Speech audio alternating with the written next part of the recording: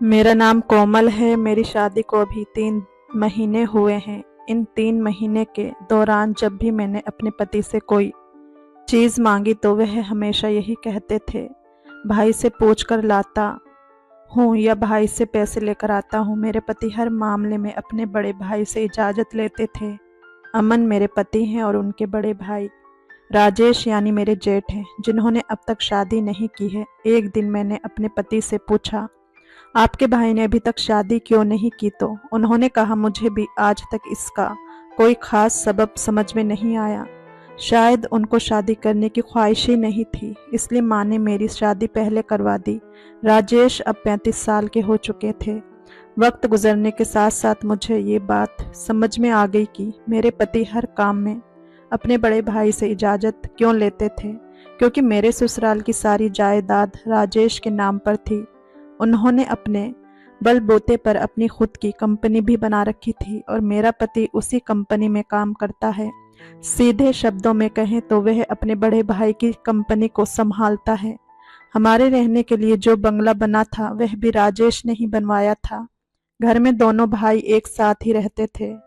एक रोज मेरी सास ने मुझे कहा था कि अब तुम घर में आ गई हो तो शायद तुम्हारी और अमन की जोड़ी देखने से राजेश का भी शादी करने का दिल कर पड़े। कुछ दिनों तक मैंने भी राजेश को शादी के लिए समझाने की बहुत कोशिश की, लेकिन वह किसी भी बात को सुनने के लिए तैयार नहीं थे। मैंने कई बार उनसे शादी ना करने की वजह जानने की कोशिश की, लेकिन कुछ पता नहीं चला। इन 3 महीनों के अंदर मैं अपने ससुराल में अच्छी तरह बस गई थी। मेरे ससुर नहीं थे, इसलिए राजेश ही घर की जिम्मेदारी संभाले हुए थे। वह मुझ पर किसी बात के लिए रोक टोक नहीं करते थे। एक दिन राजेश को हल्का सा बुखार हो गया। 4-5 दिन तक घर पर इलाज कराते हुए भी वह दफ्तर जाते रहे, लेकिन आहिस्ता आहिस्ता मामूली बुखार बीमारी में बदल गया। फिर हमें उन्हें तुरंत अस्पताल में दाखिल कराना पड़ा। राजेश 10 दिन तक अस्पताल में दाखिल रहे। जब वह अस्पताल से घर आए तो अस्पताल के चक्कर लगाने की वजह से मैं बहुत थक चुकी थी। घर में नौकरानी काम करती थी, लेकिन घर वालों को मेरे हाथ का खाना ज़्यादा पसंद था और नौकरानी के हाथ की चाय भी कोई नहीं पीता था। घर का हर काम करने के लिए सास सिर्फ मुझे ही हुक्म देती थी। एक दिन तंग आकर मैंने उनसे कहा, माँ मैं बहुत थक जाती हूँ। अमन के लिए अलग खाना बनाना पड़ता है, फिर जेठ के लिए बगैर मिर्च मसाले का खाना और आपके लिए भी अलग तरह का खाना तैयार करना पड़ता है। अब जब बीमार होने की वजह से राजेश कुछ दिन घर पर आराम करेंगे तो कृपया उनकी देखभाल आप खुद कर लीजिएगा, ताकि मेरा कुछ बोझ हल्का हो। इस पर मेरी सास नाक चढ़ाते हुए बोली, देखो बहू, तुम अभी जवान हो, इतनी जल्दी कैसे थक गई? पहले हमारी जॉइंट फैमिली थी, इसी वजह से घर के लोग भी काफी ज्यादा होते थे। तब मैंने तुम्हारी उम्र में इतना काम किया था कि तुम सोच भी नहीं सकती। अब बच्चे बड़े हो गए हैं, इसलिए खानदान अलग हो गया है और एक तुम हो। अभी तो तुम 2 ही लोगों यानी सास और जेठ से तंग आ गई हो, जबकि तुम्हारा हाथ बिठाने के लिए घर में नौकरानी भी मौजूद है। फिर भी इतनी थकान क्यों हो रही है तुम्हें? बस कुछ रोटियां ही तो बनानी होती हैं, इसमें इतनी भी परेशानी वाली क्या बात है? मैं जब इस घर में ब्याह कर आई थी तब से मैंने अपनी सास को कभी किचन में काम करते हुए नहीं देखा था और हर वक्त मुझे ही ऑर्डर देने में लगी रहती थी। एक दिन सास ने कहा कि मैं बहुत थक गई हूँ, मुझे कुछ दिन अपनी बहन के पास जाना है। मैंने कहा, ठीक है, आप कोई भी काम अपने ऊपर मत लें, जहाँ जाना है जल्दी जाएं। मेरे ये कड़वे बोल सुनकर वह बोली, इतनी भी जल्दी नहीं है, जब जाऊंगी तो तुम्हें बता दूंगी। और फिर सारे काम मेरे ऊपर ही डाल दिए। जेठ की बीमारी की वजह से उनके दफ्तर का ज्यादातर काम मेरे पति को संभालना पड़ रहा था, इसलिए वह रात को देर से घर आते थे। एक दिन दोपहर में जब मैं जेठ को दूध का गिलास दे रही थी तो देखा कि उनके शरीर में बहुत दर्द हो रहा था। वह हल्का सा भी हाथ नहीं उठा पा रहे थे। मैंने अपने हाथ से उन्हें दूध पिलाया और दूध पीने के बाद उनका मुंह अपनी साड़ी के पल्लू से साफ किया। जैसे ही मैंने पल्लू हटाया वह मुझे एक अलग ही नज़र से देखने लगे। जेठ की बीमारी के दौरान दिन भर मैं उनके पास ही रहती थी, क्योंकि उन्हें किसी भी वक्त किसी भी चीज़ की ज़रूरत पड़ सकती थी। मैंने अपने हाथ से उन्हें खाना खिलाना शुरू कर दिया था। जेठ ने अपनी तबीयत की खराबी की वजह से पूरे हफ्ते की छुट्टी ले ली थी। 3 दिन गुजर चुके थे और मैंने उनकी बहुत देखभाल की थी। मेरी इसी देखभाल से वह इतने मुतासिर हो गए कि एक दिन उन्होंने मुझसे कहा, बोलो कोमल, तुम्हें क्या चाहिए? जो भी तुम्हें चाहिए होगा मैं तुम्हें खरीद कर दूंगा। मैंने बिना कुछ सोचे समझे अपने जहन से कहा, पिछले हफ्ते मार्केट में मैंने एक बहुत ही खूबसूरत साड़ी देखी थी, लेकिन मेरे पति ने पैसों की कमी की वजह से उसे लेने से मना कर दिया था। मैंने मायूस होकर अपनी बात कह ही दी, क्योंकि अब मौका मिल रहा था तो मैं इसे ज़ाया नहीं करना चाहती थी। जेठ ने कहा कि तुम्हें वो साड़ी पसंद आई तो कम से कम तुम्हें मुझे तो बताना चाहिए था ना। मैंने उसी वक्त वह साड़ी खरीद कर तुम्हें दे दिया होता। फिर जेठ ने फौरन अपना बैंक कार्ड मुझे दिया और शाम को मैंने वह सूट खरीद लिया। जैसे ही वह सूट मेरे हाथ में आया तो मैं खुशी से झूम उठी। जब मैं घर आई तो मेरे पति ने साड़ी देखकर हैरानी जताई। उन्होंने पूछा, भाई ने तुमसे इतना लगाव क्यों महसूस किया कि उन्होंने एक ही बात पर तुम्हें जो चाहिए था वो दिला दिया? खैर, जेठ बीमारी की वजह से अब ऑफिस नहीं जा पा रहे थे और कंपनी एक अहम मीटिंग दूसरे शहर में होनी थी। बीमारी के कारण वह खुद नहीं जा सके, इसलिए उन्होंने अपनी जगह मेरे पति को भेज दिया। अगले 4 दिन मेरे पति को शहर से बाहर रहना था। जब सुबह मेरे पति शहर के लिए निकल गए तो मैं उसी वक्त नहाने चली गई। नहाकर जब मैं बाहर आई तो मैंने अपने गीले बालों में तौलिया लपेट रखा था। जैसे ही मैंने तौलिया हटाया और बाल सुखाने लगी तो अचानक मेरे कानों में जेठ की आवाज़ सुनाई दी, जो मुझे मेरे नाम से पुकार रहे थे। जेठ की तेज़ आवाज़ सुनकर मैंने समझा कि वह ना जाने कब से मुझे बुला रहे हैं, मगर मेरी सास घर पर नहीं थी, क्योंकि मेरी सास की ये बुरी आदत थी कि वह खुद को काम से दूर रखने के लिए दिन भर बाहर गपशप करने जाती थी। फिर मैं तुरंत तेज कदमों से जेठ के कमरे में गई। जल्दी में मेरे बालों से तौलिया भी गिर गया। कमरे में पहुंचते ही मैंने कहा, क्या आपको कुछ चाहिए था? मैं नहा रही थी, इसलिए आपकी आवाज़ नहीं सुन पाई। जेठ बोले, आज मुझे जल्दी भूख लग गई है, अगर नाश्ता मिल जाए तो अच्छा होगा। मैंने तुरंत नाश्ता बनाने का फैसला किया, लेकिन जाने से पहले सोचा कि उनके नाश्ते से पहले वाली दवा दे दूं। जैसे ही मैंने उन्हें दवा दी तो जेठ बोले, भगवान ने आपको वैसे भी बहुत प्यारी बनाया है, लेकिन तुम गीले बालों में और भी ज़्यादा खूबसूरत लगती हो। मैं उनकी बातों पर मुस्कुराते हुए नाश्ता बनाने चली गई। आज मैंने उनका मन पसंदीदा खाना बनाया था। जेठ पहले भी मेरे हाथों के जायके की तारीफ किया करते थे, लेकिन आज तो उन्होंने तारीफ करने की हद ही कर दी। फिर जेठ कहने लगे, अगर मैंने जिंदगी में कभी शादी की भी तो मेरी बीवी भी तुम्हारी जैसी होनी चाहिए। ये सुनकर मुझे खुशी हुई। शायद वह शादी के लिए तैयार हो रहे थे, लेकिन फिर उन्होंने कहा, मुझे तुम्हारी जैसी नहीं, अब तुम ही चाहिए। तुम्हारी जैसी तो मैं ढूंढ ही नहीं सकता। इस बात ने मेरे दिल पर एक गहरा असर छोड़ा और मुझे लगा कि उनका दिल धीरे धीरे बदल रहा है। उस वक्त मैंने उनकी बातों पर ज़्यादा ध्यान नहीं दिया, लेकिन वक्त गुजरने के साथ साथ मैं भी उनकी तरफ आकर्षित होने लगी। उन दिनों जेठ मुझसे ज़्यादा बातें करने लगे थे और अपने जज्बात का इजहार करने लगे थे। फिर देखते ही देखते जेठ की छुट्टियां ख़त्म हो गई और मेरे पति भी घर वापस आ गए। फिर जब रात हुई तो पति ने मुझसे कहा, तेरे जेठ ने तुझे तुम्हारा मनपसंद ड्रेस लेकर दिया और साड़ी के लिए अपना कार्ड भी दिया। वो तुम्हारी इतनी परवाह करते हैं तो तुम उनसे मेरे लिए कुछ पैसे मांग कर दो। मुझे पैसों की बहुत ज़रूरत है।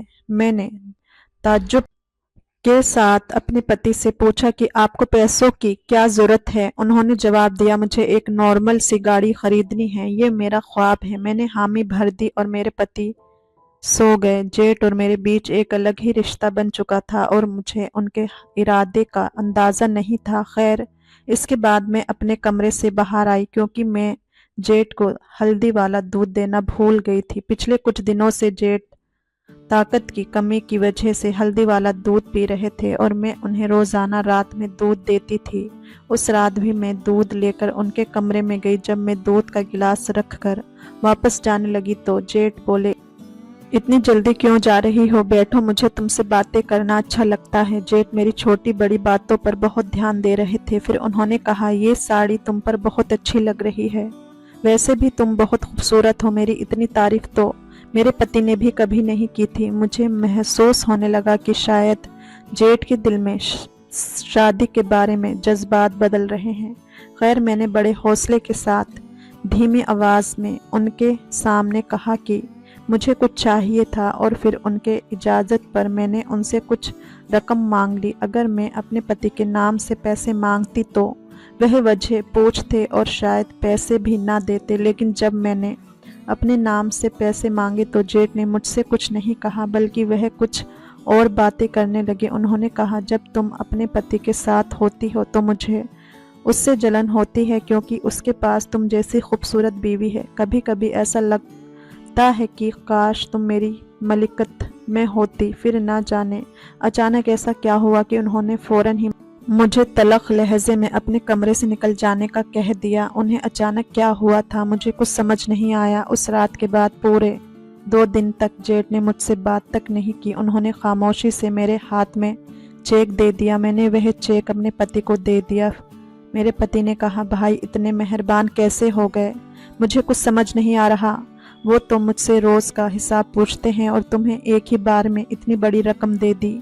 मैंने उनकी बात पर सिर्फ सिर हिलाया। अगले 4 दिन बाद ही मेरी सास अपनी बहन के घर जाने के लिए तैयारी करने लगी। उन्होंने सुबह सुबह मुझसे अपनी बहन के घर ले जाने के लिए कुछ सामान मंगवा लिया। मैंने सास के लिए सब कुछ तैयार कर दिया और उनकी तैयारी में इतनी मशरूफ़ हो गई कि सुबह से चाय भी नहीं पी। सुबह उठते ही मैं सिर्फ चेहरा धोकर कमरे से बाहर आई। मैं सास के लिए सारी ख़रीदारी कर चुकी थी। उसके बाद वह जाने की तैयारी करने लगी।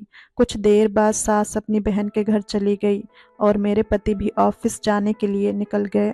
इस दौरान जेठ भी ऑफिस जाने के लिए निकल रहे थे। घर में अब मैं अकेली थी। नौकरानी भी सारे काम निपटा कर चली गई थी। फिर मैं आराम से नहाने गई। नहाने के बाद मैं अपने कमरे में साड़ी पहन रही थी और मैंने बस पल्लू ही ओढ़ा था कि तभी मेरे कमरे का दरवाज़ा खुला और सामने से जेठ अंदर आ गए।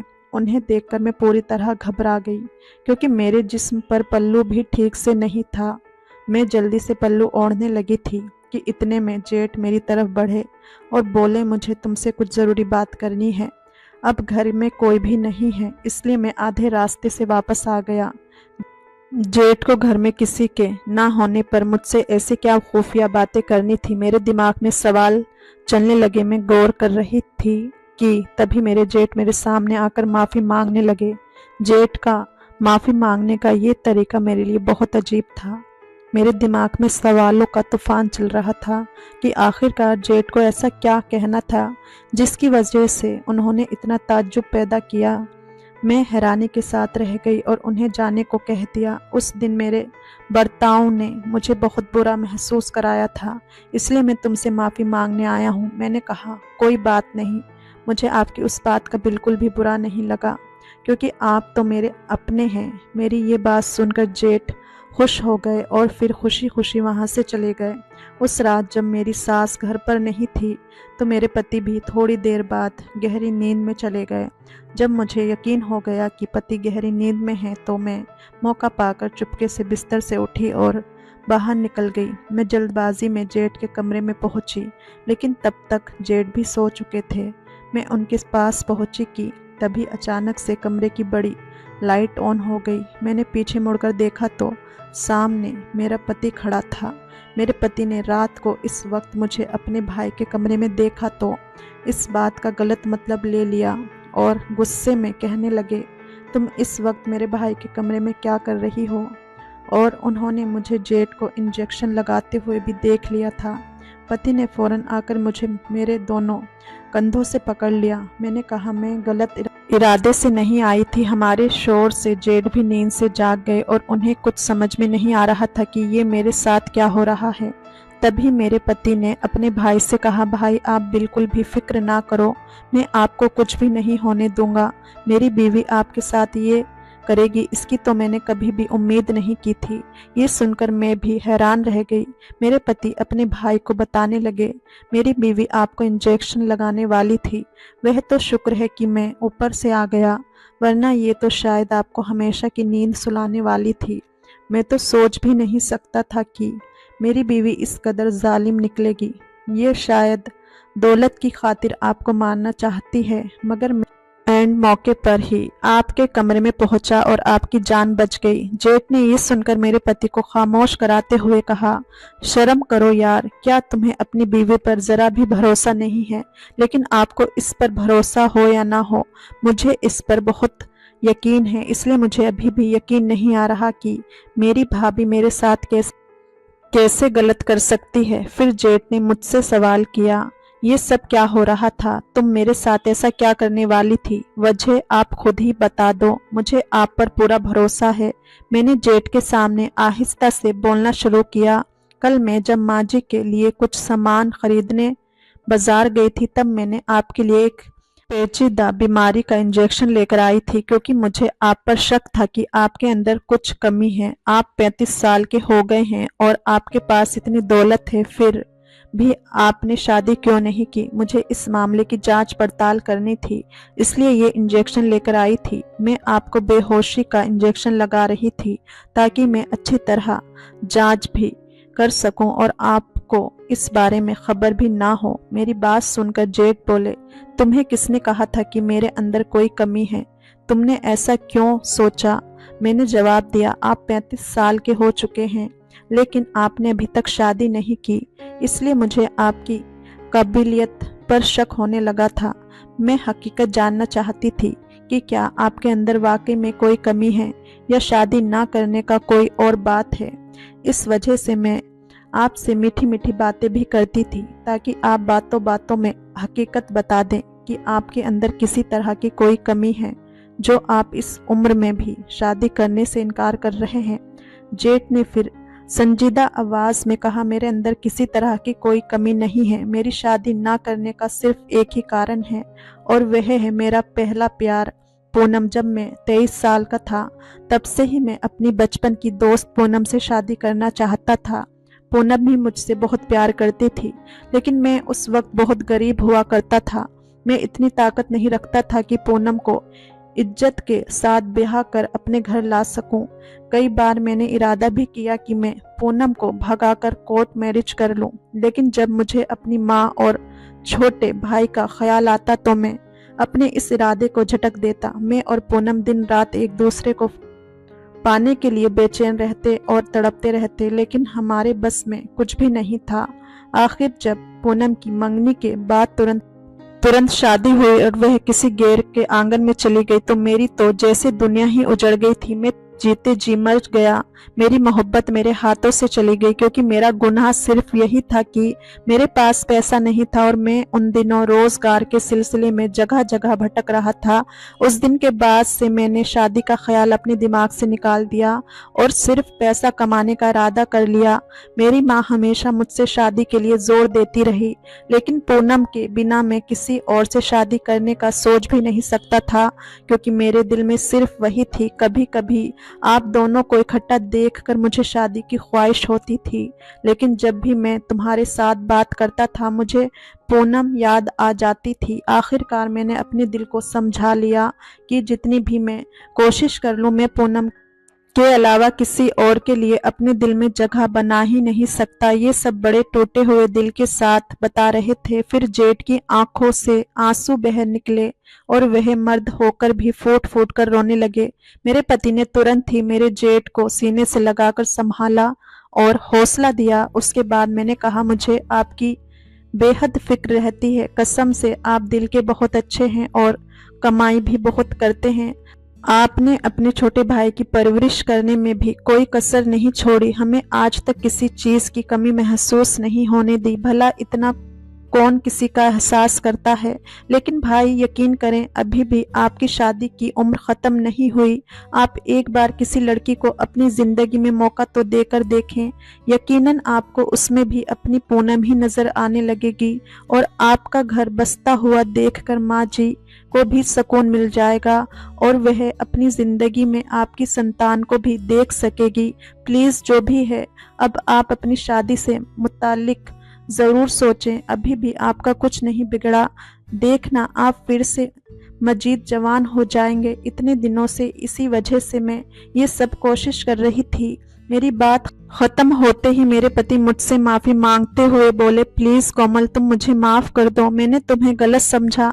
मेरा बड़ा भाई जो मुझसे एक एक पाई का हिसाब लेता था, वो जब तुम्हारे एक इशारे पर सब कुछ लुटा रहा था तो मुझे तुम दोनों पर शक होने लगा। फिर हालांकि मुझे गाड़ी की भी ज़रूरत नहीं थी, लेकिन मैंने तुम दोनों के इम्तिहान लेने के लिए तुमसे गाड़ी की डिमांड कर दी कि भाई तुम्हें इतनी बड़ी रकम देते हैं या नहीं। जब तुम्हारे हाथ में भाई ने चेक रखा तो मुझे समझ में आया कि तुम्हारे और भाई के दरमियान कुछ भी गलत ताल्लुक नहीं है। मुझे मेरे इस घटियापन के लिए माफ कर दो। मैंने तुम दोनों पर शक किया। मैंने अपने पति से कहा कि घर में कुंवारा भाई होने पर ऐसी गलतफहमियां तो होती रहती हैं। मैंने अपने पति को फौरन माफ कर दिया।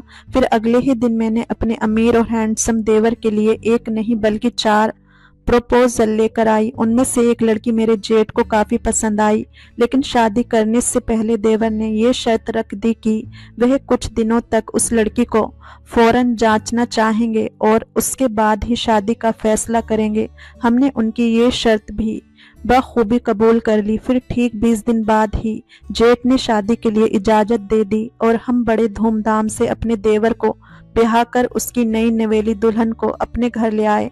मेरे 35 साल के जेठ का घर आबाद होता देखकर सबसे ज्यादा खुशी मेरी सास को हुई थी और उनकी खुशी का कोई ठिकाना नहीं था।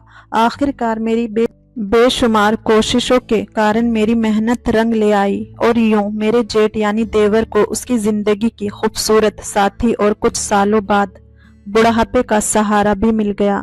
दोस्तों, उम्मीद है कि आपको ये कहानी पसंद आई होगी। धन्यवाद।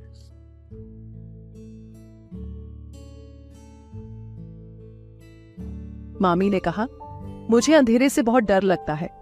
इस वजह से मामी हमेशा मुझे अपने कमरे में बुलाती रहती। एक दिन जब मामी और मैं घर में अकेले थे, अचानक जोरदार बारिश शुरू हो गई। मामी ने मुझे फिर से अपने कमरे में बुलाया। जब मैं उसके कमरे में गया तो मामी का वह रूप देखकर मेरा मुंह खुला का खुला रह गया। मामी ने बहुत छोटे कपड़े पहने थे, जिसमें वो बहुत ही खूबसूरत लग रही थी। मामा 2 महीने के काम के सिलसिले में विदेश ट्रिप पर निकल गए थे, लेकिन मुझे नहीं पता था कि मामी इस बात का फायदा इस तरह उठाएगी। जैसे ही मामा घर से बाहर गए, मामी का मेरे प्रति देखने का नजरिया ही बदल गया। एक दिन मामी ने अंधेरे का बहाना बनाकर मुझे अपने कमरे में बुलाया। मैं और मामी साथ में सो रहे थे कि आधी रात को मुझे कुछ अजीब सा महसूस हुआ। जब मेरी आंख खुली तो देखा कि मामी तो मेरा। उनके ऐसा करने से मैं भी अपना होश खो बैठा और मामी के साथ लगातार 3 घंटे तक। मेरा नाम समीर है और मेरी उम्र 19 साल है। 12वीं के पेपर देने के बाद मेरी छुट्टियां शुरू हो गई थी, इसलिए माँ पापा से इजाजत लेकर मैं अपने मामा के घर छुट्टियां बिताने जाना चाहता था। मामा की शादी को सिर्फ 15 दिन ही हुए थे, इसलिए मेरे माँ पापा मुझे उनके घर जाने से मना कर रहे थे। पर काफी साल हो गए थे मुझे मामा के घर गए हुए, और उनकी शादी में भी मैं नहीं जा सका था, क्योंकि उस समय मेरी 12वीं की परीक्षा चल रही थी। इस बार मामा से मिलने की मुझे बहुत उत्सुकता थी और साथ ही मैं अपनी नई मामी से भी मिलना चाहता था। मेरे पापा का कहना था कि हम बाद में कभी मिल लेंगे, लेकिन मुझे छुट्टियां बितानी थी और उस शहर में जाना था जहां मामा रहते हैं। इस वजह से मैंने जिद करके पापा को मामा के घर छोड़ने के लिए मना लिया। कभी कभी सोचता हूँ कि शायद अच्छा होता अगर मैं उस समय मामा के घर न गया होता, क्योंकि इतनी कम उम्र में मामी मुझे ऐसा अनुभव देने वाली थी जो मेरे जीवन को बदल कर रख देगा। उस दिन रविवार था। मेरे पापा ने मुझे मामा के घर छोड़ा, लेकिन जैसे ही हम वहां पहुंचे तो घर के बाहर ताला लगा हुआ देखा। हमें लगा मामा और मामी कहीं बाहर घूमने गए हैं। पापा ने मामा को फोन किया तो पता चला कि वे दोनों शॉपिंग करने बाहर गए हैं और उन्हें घर आने में देर होगी। इस वजह से हम दोनों मामा का इंतजार करते हुए उनके घर के बाहर खड़े रहे। करीब 2 घंटे बाद मामा और मामी घर आए। पापा उनसे बाहर सड़क पर ही मिले और फिर हमारे घर वापस जाने लगे। मामी ने अपने चेहरे पर स्कार्फ बांध रखा था और मामा की बाइक पर उसे चिपकी बैठी थी। घर के अंदर आते ही मामी ने अपने चेहरे से स्कार्फ हटाया तो मेरी नजर मामी पर गई। मामी किसी फिल्म की हीरोइन जैसी लग रही थी। मामी बहुत खूबसूरत थी, जबकि मामा दिखने में बहुत खास नहीं थे। मेरी नजर मामी पर थी। तभी मामा ने मुझे पुकारा, अरे भांजे साहब, कहाँ देख रहे हो? मैं तुम्हें कब से आवाज दे रहा हूँ। यह सुनते ही मुझे झिझक हुई। मैंने मामा से कहा कि मैं ठीक हूँ और उन्हें जोर से गले लगा लिया। इतने सालों बाद मुझे देखकर मामा भी बहुत खुश हुए। मामी भी मेरे पास आई और मुझे प्यार से गले लगाया। ऐसा बिल्कुल नहीं लग रहा था कि मैं उन्हें पहली बार मिला हूँ। मामा के घर गए मुझे 2 दिन हो चुके थे। मामी मेरी अच्छी देखभाल कर रही थी और मेरे लिए हर जरूरत का ध्यान रख रही थी। मामा और मामी के व्यवहार से मुझे ऐसा लगा कि मैं अपनी पूरी छुट्टियां यहाँ बिताने वाला हूँ। लेकिन मुझे जरा भी अंदाजा नहीं था कि मेरा यह निर्णय आगे चलकर कुछ ऐसा मोड़ लेने वाला है जो मेरी जिंदगी को बदल कर रख देगा। तीसरे दिन सुबह जब मैं सोकर उठा तो 8 बज चुके थे। मैं अपने कमरे से बाहर आया तो देखा कि मामा अपना बैग पैक कर रहे थे। उन्हें बैग पैक करते देख मैंने पूछा, मामा, आप इतनी सुबह बैग पैक करके कहाँ जा रहे हो? तब मामा ने कहा कि उन्हें अर्जेंट काम से 2 महीने के लिए विदेश जाना पड़ रहा है। उस पर मैंने मामा से कहा, क्या बात है मामा, मुझे यहाँ आए हुए तो सिर्फ 2 दिन हुए हैं और तुम इतनी जल्दी कहाँ जा रहे हो? मुझे कुछ नहीं पता, मैं तुम्हें अब भी कहीं नहीं जाने दूंगा। इस पर मामा ने कहा, यह मेरे लिए एक बहुत बड़ा मौका है और अगर मैं इसे खो देता हूँ तो मुझसे बड़ा मूर्ख कोई नहीं होगा, क्योंकि इस प्रोजेक्ट के काम का अनुभव मुझे आगे एक अच्छी पोस्ट दिला सकता है। मामा के काम की गंभीरता को देखते हुए मैंने आगे कुछ नहीं कहा। मैंने मामा से कहा, ठीक है, आज शाम को मैं पापा को बुला लेता हूँ और मैं भी अपने घर चला जाता हूँ, क्योंकि अगर तुम यहाँ नहीं होगे तो मैं यहाँ रुककर भी क्या करूँगा। तब मामा ने कहा, समीर, अब मैं यहाँ नहीं रहूंगा और तुम्हारी मामी का ख्याल रखना तुम्हारी जिम्मेदारी है। मुझे वहां जाने के बाद भी तुम्हें यहाँ रुकने की इजाजत नहीं है। जब तक मैं लौटकर नहीं आता तुम्हें मामी का ख्याल रखना है। उसे क्या चाहिए क्या नहीं इसका ध्यान रखना। और हाँ, एक बात ध्यान में रखना, तुम्हारी मामी को अंधेरे से बहुत डर लगता है, इसलिए खास करके उसे किसी भी तरह की मदद की जरूरत हो तो तुम बेझिझक उसकी मदद करना, चाहे वह कुछ भी हो। मुझे उस समय कुछ भी शब्द का मतलब पूरी तरह समझ नहीं आया था, लेकिन आगे चलकर मामी ने इस शब्द का जो मतलब मुझे समझाया वह मैंने कभी सोचा भी नहीं था। उस दिन मुझे मामी के अंधेरे के डर के बारे में पता चला था। मुझे इस बात पर थोड़ा आश्चर्य भी हुआ कि शादीशुदा होने के बाद भी किसी को अंधेरे से इतना डर कैसे लग सकता है। मैंने मामा से कहा, ठीक है। फिर मामा को उनके कपड़े समेटने में मदद की और उन्हें एयरपोर्ट के लिए गाड़ी तक पहुंचाने गए। उन्हें अलविदा कहकर मैं और मामी वापस घर आए। अब घर में सिर्फ मैं और मामी ही थे। मुझे मामा के साथ बहुत मजा करना था, उनके साथ पूरे शहर में घूमना था। इस तरह मैंने अपनी छुट्टियां बिताने का प्लान किया था, लेकिन मामा ने तो इस पर पानी फेर ही दिया। ये मेरा सोचना जितना सही था उतना ही गलत भी, क्योंकि मामा के साथ जिन अनुभवों का मुझे इंतजार था उनसे भी अधिक खास अनुभव मामी के साथ होने वाले थे। जिस दिन मामा गए उस रात मैं अपने कमरे में मोबाइल पर गेम खेल रहा था। खेलते खेलते मैं बोर हो गया तो सोचा कि टीवी देख लेता हूँ और हॉल में आकर बैठ गया। टीवी देखते हुए कुछ समय बाद मामी मेरे पास आई और बोली, अरे भांजे साहब, मामा के जाने के बाद से आपका मन घर में नहीं लग रहा, ऐसा लग रहा है मुझे। मामी ने एकदम सही बात पकड़ी थी। तब मामी ने मुझसे कहा, चलिए थोड़ी देर बाहर घूम आते हैं। ऐसा कहकर उन्होंने अपनी स्कूटी निकाली और मुझे आइसक्रीम खाने के लिए बाहर ले गईं। हम घर से बाहर निकले और स्कूटी पर मैं मामी के पीछे बैठा था। उस समय अनजाने में मेरा हाथ मामी की कमर से टकरा गया। यह देखकर मामी थोड़ा झिझक गई थी, इसलिए मैंने तुरंत ही अपना हाथ पीछे खींच लिया। लेकिन अगले ही पल मामी ने मेरा हाथ पकड़कर अपनी कमर पर रखा। उनके इस व्यवहार का मतलब मुझे समझ नहीं आया। आइसक्रीम खाकर हम वापस घर आए। जैसे ही मामी ने घर का दरवाजा बंद किया और हम अंदर आए, अचानक घर की सारी लाइट बंद हो गई। अचानक लाइट जाने से चारों ओर घना अंधेरा छा गया। मैं मामी के पीछे खड़ा था, तभी मामी ने पलटकर मुझे जोर से गले लगा लिया। उस समय मामी का जो स्पर्श मुझे हुआ उसने मुझे एकदम विचलित कर दिया। मैं भी अब जवान हो रहा था और पहले कभी किसी महिला का ऐसा स्पर्श महसूस नहीं किया था। मुझे समझ नहीं आ रहा था कि क्या करूं, तो मैं वैसे ही खड़ा रहा। उस वक्त मेरे मन में जो विचार आ रहे थे वे अलग ही थे।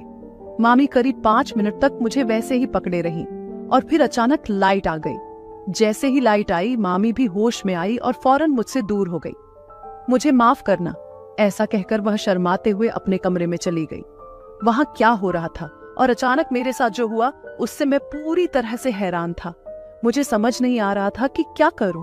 कुछ देर बाद मुझे मामा की वो बात याद आई जो उन्होंने घर से जाने से पहले कही थी कि मामी को अंधेरे से बहुत डर लगता है और मेरी जिम्मेदारी है कि मैं उसकी देखभाल करूं। अब मुझे समझ आया कि मामी ने अंधेरे का बहाना बनाकर मुझे गले लगाया था। उस रात मैं भी अपने कमरे में जाकर सो गया, लेकिन बिस्तर पर लेटे हुए मामी बार बार मेरी आंखों के सामने आ रही थी। मामी काफी मॉडर्न थी और वैसे भी मैं एक छोटे से गांव का लड़का था, इसीलिए उनके तौर तरीके मेरे लिए बहुत खास लग रहे थे। अगले दिन सुबह जब मैं नींद से जागा तो देखा मामी किचन में चाय बना रही थी। उस वक्त उनकी तरफ देखना मुझे थोड़ा अजीब लग रहा था। मामी भी मुझे चुपके चुपके देख रही थी। हम दोनों एक दूसरे को देखकर संकोच कर रहे थे। जब मैं पानी पीने के लिए किचन की तरफ गया तो मामी ने फिर से मुझे जोर से गले लगा लिया। मैं थोड़ा चौंक गया क्योंकि कल की बात अब तक मेरे दिमाग से उतरी नहीं थी। मामी फिर से हंसते हुए बोली, अरे भांजे साहब, इतना शर्माने की क्या बात है? मुझे पता है कि ये सब तुम्हारे लिए नया है, लेकिन कल रात मैं सच में बहुत डर गई थी। अगर तुम्हें बुरा लगा हो तो मुझे माफ कर देना। फिर हंसते हुए बोली, और हाँ, आज जो गले लगाया वह तो मैंने मस्ती में किया है। तुम मेरे भांजे हो और मैं तुम्हारी मामी हूँ, इसलिए मुझे तुमसे मजाक करने का पूरा हक है और मैं यह अधिकार हक से लूंगी। मामी के इस अंदाज पर मैं भी मुस्कुरा दिया। उन्होंने फिर से मजाक में मुझे गले लगाया, लेकिन उनकी इस तरह की हरकतों से मेरे मन में अलग ही भावनाएं पैदा होने लगी थी। मुझे भी यह महसूस होने लगा था कि मैं अब बड़ा हो रहा हूँ। शायद मामा को यह अंदेशा नहीं था कि ऐसी चीजें हो सकती हैं। कुछ दिनों बाद एक दिन शाम को मुझे समोसे खाने की इच्छा हुई। समोसे बनाने की बात मैंने मामी से कहने का सोचा और उनकी कमरे की तरफ गया। मामी का कमरा थोड़ा सा खुला हुआ था। मैं बिना इजाजत के उनके कमरे में चला गया। उस समय वह बिस्तर पर पीठ करके बैठी थीं और अपने मोबाइल में कुछ देख रही थीं। उनके बैठने का अंदाज ऐसा था कि देखकर मुझे ही संकोच होने लगा। दरवाजे पर खड़ा होकर मैंने मामी को धीरे से आवाज दी, लेकिन वह सुन नहीं पाईं। वह मोबाइल में कुछ ऐसा देख रही थीं कि उन्हें मेरी आवाज तक सुनाई नहीं दी। हिम्मत करके मैं धीरे धीरे उनके पास जाने लगा। जब मैंने उनके मोबाइल में झांका तो मेरी आंखें चौड़ी हो गईं, क्योंकि जो मैं देख रहा था वह मेरे लिए बिल्कुल नया था। मुझे शर्म आ रही थी, लेकिन मामी बिंदास होकर सब कुछ देख रही थी। मुझे लगा कि मुझे इस हालत में मामी को नहीं देखना चाहिए, इसलिए मैं तुरंत दरवाजे के पास वापस गया और मामी को जोर से आवाज दी। इस बार मामी एकदम चौंक गई और गाउन लपेटकर खड़ी हो गई। मुझे अचानक वहां देखकर वह थोड़ी घबरा गई। उन्होंने मुझसे पूछा, क्या बात है? तो मैंने बात को टालते हुए कहा, मुझे कुछ नहीं कहना है, और अपने कमरे में चला गया। अपने कमरे की तरफ जाते हुए भी मुझे बार बार मामी का वही रूप नजर आ रहा था जो मैंने कुछ देर पहले देखा था। उस दिन रात में जोर से बारिश हो रही थी। अचानक लाइट चली गई और मामी ने मुझे जोर से आवाज लगानी शुरू कर दी। उसकी उस आवाज को सुनकर मैं उसकी कमरे में चला गया। जैसे ही मैं कमरे में गया, उसने मुझे गले लगा लिया। मामी उस समय भी बहुत खूबसूरत लग रही थीं। मैं तो अब धीरे धीरे खुद को समझने लगा था। तब मामी ने कहा, समीर, तुम अब जब तक लाइट नहीं आती तब तक मेरे कमरे में रुक सकते हो क्या? मुझे अंधेरे में बहुत डर लगता है, इसलिए मैंने वहां रुकने का फैसला किया। हम कुछ समय तक बातें करते रहे। मामी मुझे बता रही थी कि मामा और मामी जल्दी ही शादी करने वाले हैं। मामी ने कहा कि उन्होंने मामा से 1 साल पहले मुलाकात की थी और उनका प्यार इतना बढ़ गया कि उन्होंने तुरंत शादी करने का फैसला कर लिया। मामी की बातों से यह भी पता चला कि मामा ने पिछले 1 साल में काफी प्रगति की थी। गप्पे करते करते काफी समय बीत गया था। जब मैंने अपने कमरे में जाने का सोचा तो मामी ने मेरा हाथ पकड़ लिया। उसने कहा, समीर, अगर तुमको कोई दिक्कत नहीं है तो क्या तुम आज मेरे कमरे में सो सकते हो? मुझे तो कोई एतस्मीर नहीं था, क्योंकि मामी और मैं उस घर में अकेले थे। इसके अलावा मामी का साथ मुझे बहुत अच्छा लगने लगा था। उनके साथ होने से मुझे एक अलग अनुभव होने लगा था। उस रात लगातार बारिश हो रही थी। उसने कहा कि रात की कोई रोशनी नहीं थी और मैं नींद में उठा। मुझे बहुत ताजगी महसूस हो रही थी, मानो मुझे एक अनोखा सुख मिल गया हो। मामी मुझे बहुत आनंदित नजर आ रही थी। ऐसा खुशी मैंने पहले कभी उनके चेहरे पर नहीं देखा था। नाश्ता करते वक्त मामी अक्सर मुझसे बात कर रही थी। मामी ने कहा कि अब बारिश के दिन है, इसलिए तुम मामा के आने तक मेरे कमरे में सो सकते हो। मामा जाते वक्त मुझे बता गए थे कि अगर तुम्हें किसी चीज में मदद चाहिए तो बेझिझक बताना। इसलिए मैंने भी मन में संकोच न रखते हुए मामी के पास रुकने का फैसला किया। रात को मामी मुझसे बातें करने लगी, लेकिन एक बात पर मेरा ध्यान गया कि मेरा पेट दर्द होने लगा।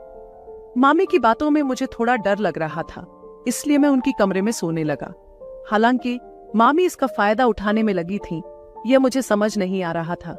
मैं सोच रहा था कि मामी को मुझसे क्या चाहिए। रात को बातें करते करते मामी ने दूध लाने के लिए कहा। दूध पीते हुए और बातें करते हुए मुझे कब नींद आ गई, यह मुझे भी नहीं पता चला। मुझे ऐसा लग रहा था कि मामी की सुंदरता अब मेरे दिमाग में बसने लगी थी। लेकिन मुझे एक अजीब बात का एहसास हुआ कि मामा के बाहर जाने के बाद उन्हें लगातार फोन आ रहे थे। अचानक मेरा पेट दर्द फिर से बढ़ने लगा, जिससे मैंने अपने पिता को कॉल किया कि मैं घर आने वाला हूँ। यह सुनकर मामी मुझ पर चिढ़ने लगी। उन्होंने कहा, क्या तुम्हारे मामा ने तुम्हें नहीं बताया था कि मामी का ध्यान रखना है? तुम अभी नहीं जा सकते।